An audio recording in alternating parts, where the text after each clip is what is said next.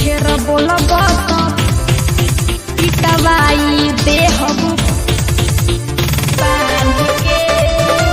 महादेवा studio Bihiya. Music by विशाल यादव।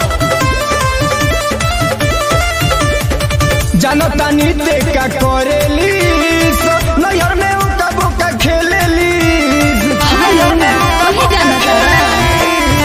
जनता नीति का करेली नैहर में उका बुका खेलेली।